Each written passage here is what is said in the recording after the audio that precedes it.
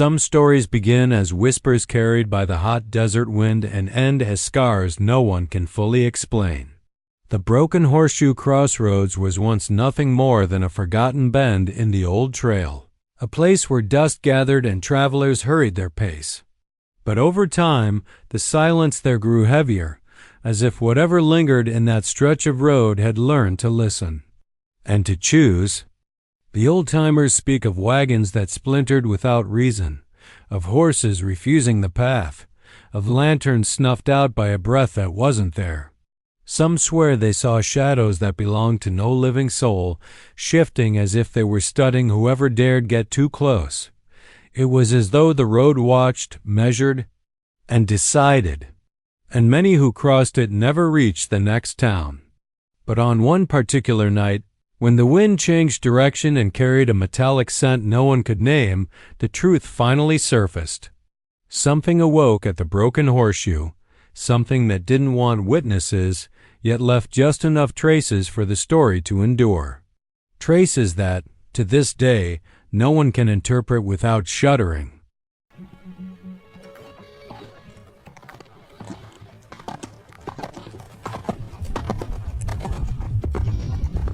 The land surrounding the Broken Horseshoe was always known for its unsettling quiet, though few spoke of it openly.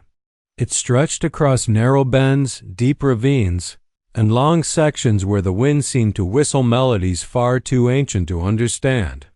For the residents of the nearest towns, Buckhorn, Las Piedras, and the abandoned settlement of Clearwater, that stretch of road was simply avoided.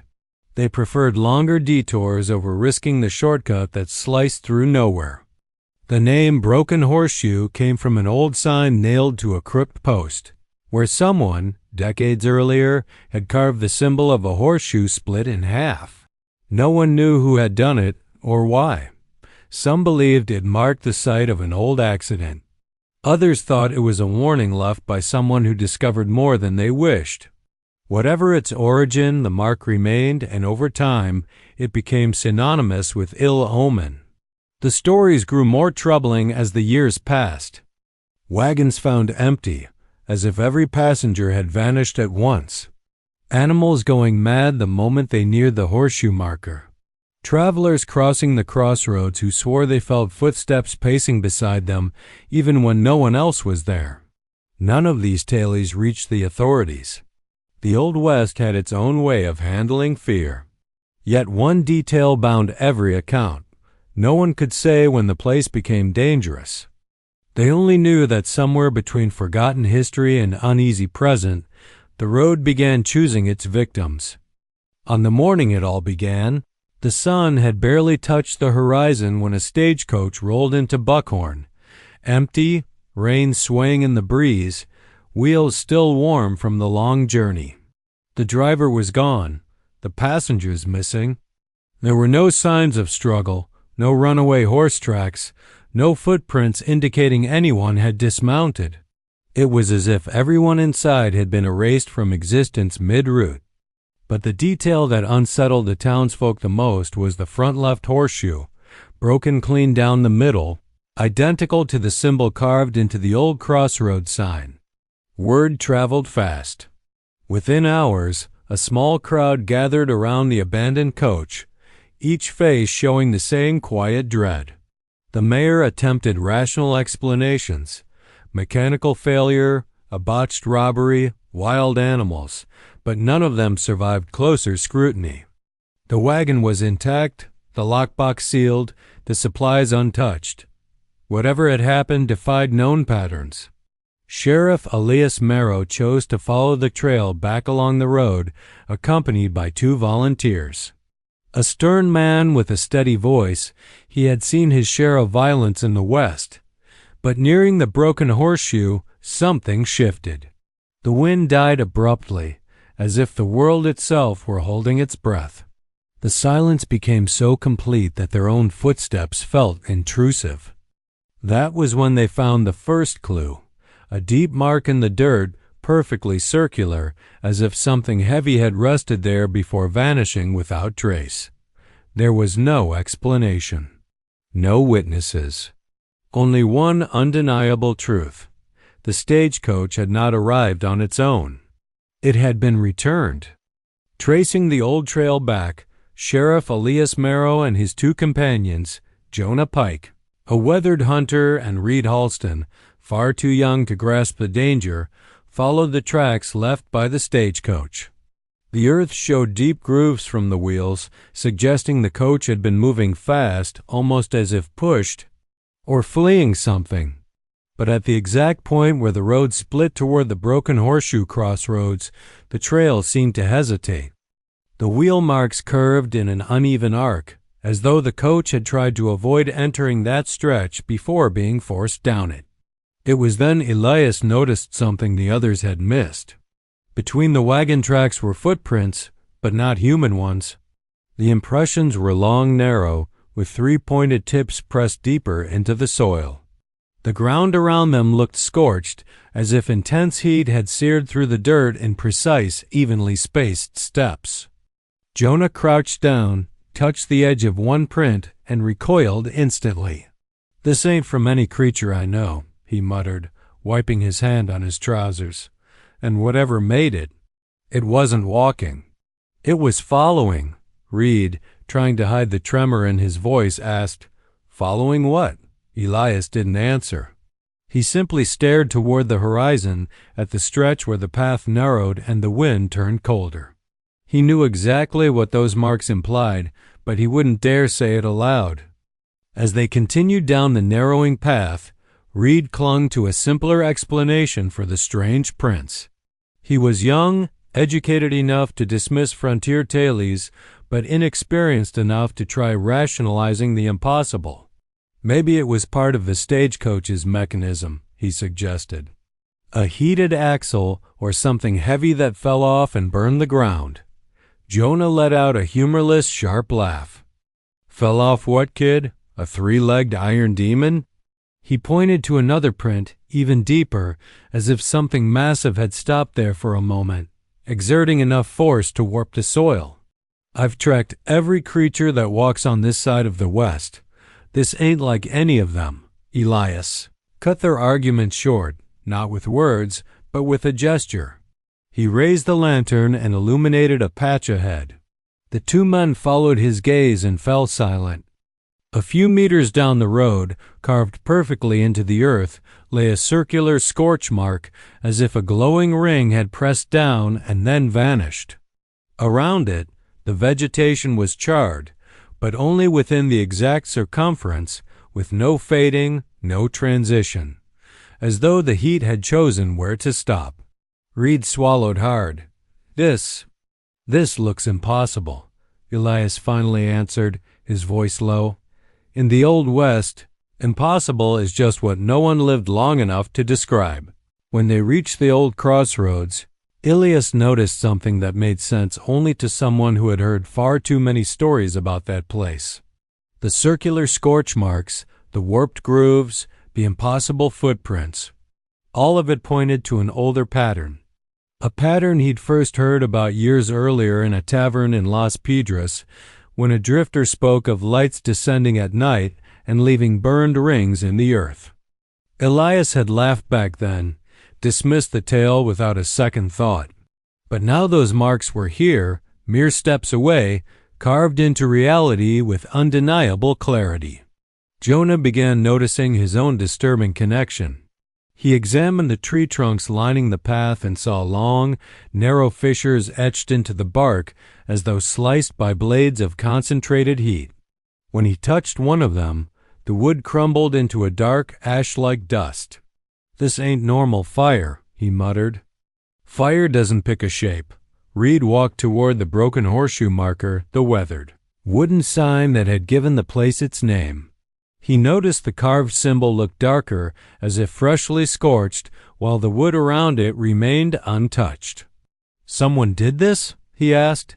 Elias kept his eyes on the ground. "Not someone," he said. "Something." For the first time since leaving Buckhorn, the three men exchanged the same silent realization. This wasn't an accident. It was a pattern, and it was happening again. As they pushed deeper into the Broken Horseshoe, the road itself seemed to shift beneath them. The silence, once merely uncomfortable, now felt like a presence, thick, persistent, almost intentional. Reed quickened his pace, glancing toward the rocks as if something might emerge at any moment. Jonah, who rarely showed unease, kept his hand near his holster, though he knew no gun was any use against whatever was leaving those prints. Then came the second anomaly. The air, moments earlier warm and dry, turned suddenly cold, as though they'd crossed an unseen threshold. The cold didn't behave naturally. It pulsed in slow waves, like the breaths of some hidden organism.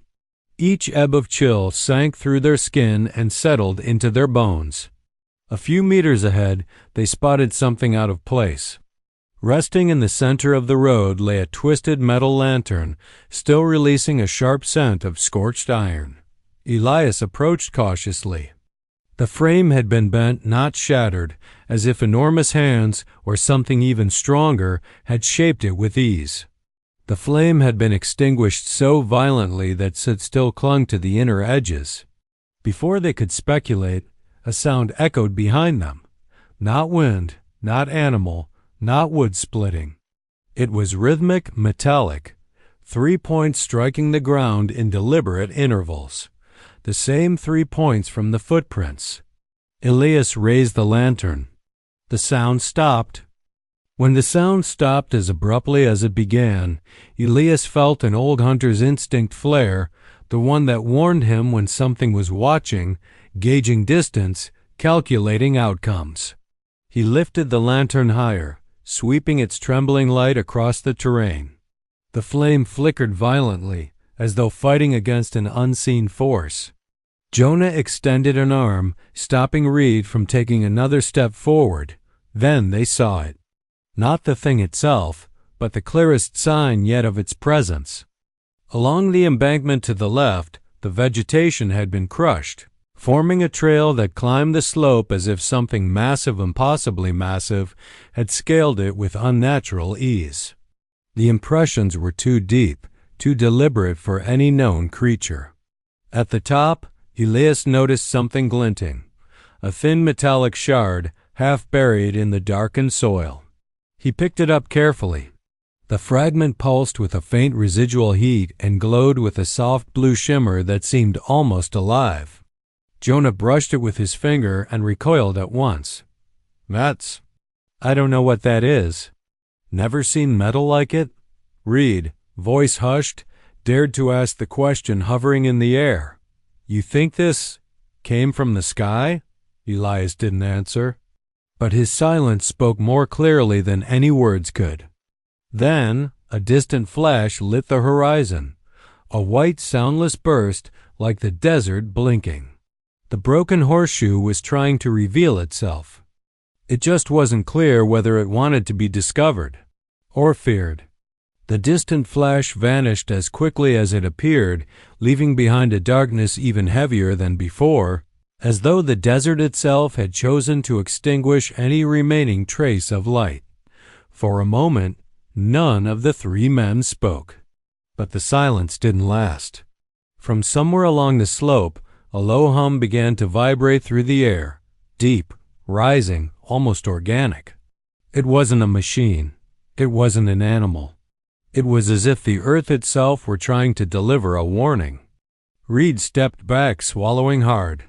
Elias, this isn't normal. But Elias already knew that. The hum didn't just fill the air. It seemed to pass through their bodies, resonating in their chests and spines like an unseen force. Jonah instinctively pressed a hand against his ribs, as though something were squeezing the air out of him. I've heard bad things in my lifetime, he muttered, but this is different. Suddenly, the sound stopped. Everything went still. Too still. Then the wind returned, not in chaotic bursts, but in a perfect circular vortex that formed in the center of the road, lifting dust into a spiral so precise it looked mathematical. Elias raised the lantern, shielding its flame. Inside the swirling dust, for the briefest instant, a silhouette appeared, tall, narrow, with 3 glowing points like heated iron. and in the blink of an eye it vanished, not running, not fleeing, simply ceasing to exist. Elias felt the truth settling like a weight on his shoulders. The Broken Horseshoe wasn't just dangerous. It was a boundary, and something was beginning to cross it. The dust spiral weakened gradually until it drifted back to the ground like a thin, silent curtain. Elias kept the lantern raised, despite the tremor spreading through his arm. It wasn't ordinary fear. It was the kind that doesn't come from the unknown, but from the realization that the unknown is standing right in front of you. Jonah was bent over, fighting for breath, while Reed stared at the space where the silhouette had appeared. That had not been a trick of light, not imagination. They had seen something, and that something had seen them first. Then the truth, or a shard of it, revealed itself. The ground before them cracked open, not in natural lines but in perfect circular patterns, as though carved by invisible tools. Each fissure glowed with the same faint blue shimmer as the metallic fragment they had found earlier. Then the sound returned, not the low hum from before, but a sharper, harmonic tone, as if dozens of distant voices were trying to align into a single note. From the center of the fracture, something emerged. Not a creature, not exactly. A structure, partially obscured by settling dust, with surfaces far too smooth to be man-made. It pulsed softly, expanding and contracting like a living organism despite being metallic. 3 glowing points shone on its surface, matching the rhythm of the harmonic tone. Reed staggered back, nearly falling. This was under the road? Jonah drew his gun on instinct, but Elias raised a hand. "Whatever this is," he said, "it didn't rise to attack." The structure lifted a few inches above the earth, exhaling a sound like breath, and Elias understood. The road wasn't choosing its victims. This was. The structure hovered for several seconds, emitting that sharp, blade-like tone that seemed to cut through the air itself.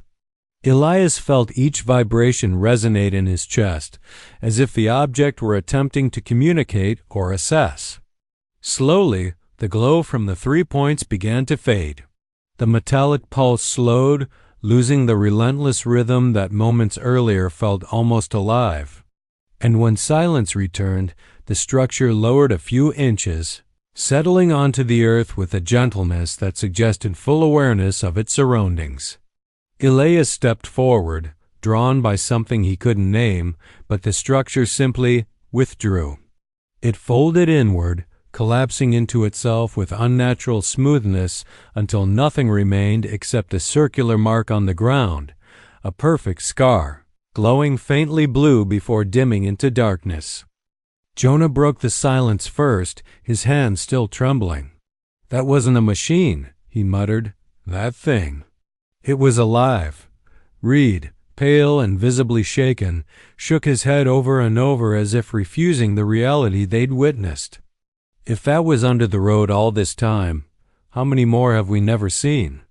Elias didn't answer. He walked to the circular scar, knelt, and touched its still warm edge. The lingering heat confirmed everything. This wasn't an illusion, nor some superstition carried by desert winds. It was real, and it had been right beneath them. Then Elias noticed something he'd overlooked. Scattered around the scar were tiny metallic fragments, shimmering like nearly invisible dust. He picked one up, smaller than a grain of sand, and saw it pulse with faint, rhythmic light. Whatever the structure was, it had left traces. Traces that could be studied. Traces someone, somewhere, might want back.